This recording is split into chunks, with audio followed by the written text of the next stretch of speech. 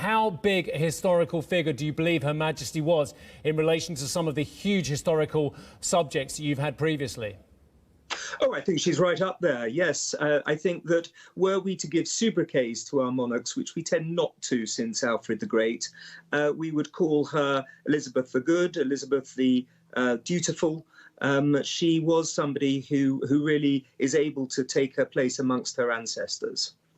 In terms of the achievements then, and you've laid it out very clearly as well, she was one of the great monarchs of British history as well. What, Andrew, were the standout achievements of Her Majesty the Queen? Oh, well, I think they're pretty much endless. What she did was to give us a series of sense of calm and stability in 70 years, which have actually been pretty difficult at times for Britain.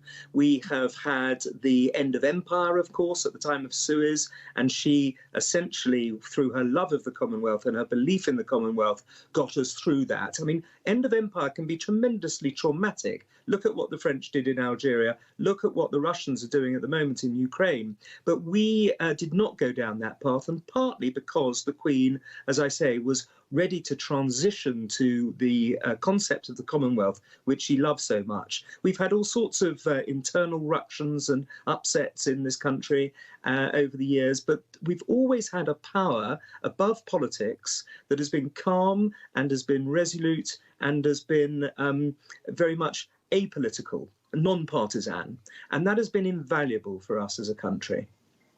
Andrew, it wasn't so long ago that it was, in fact, just over a week ago, you wrote in this Spectator, just around the 25th anniversary then of Diana's passing and how the monarchy will survive Diana's death. My question then becomes, I suppose, will the monarchy survive the Queen's death? And not because just of her legacy, but in terms of, you know, His Majesty King Charles III now, will he be able to then get his legacy moving forward and the monarchy then survive from that? I think so long as he learns the key lesson of his mother's reign, which is to stay above politics, not to be partisan. We remembered with King Charles III some years back that he used to write ministers letters a great deal. On occasion, he let it be known that he didn't want to have dinner with the Chinese leaders, for example, when they visited this country. He's not going to be able to take those kind of political stances when he's king. He knows that, of course. He's been waiting in the wings now for 70 of his 73 years. And so he is prepared, he is ready, and I think he'll be a great king.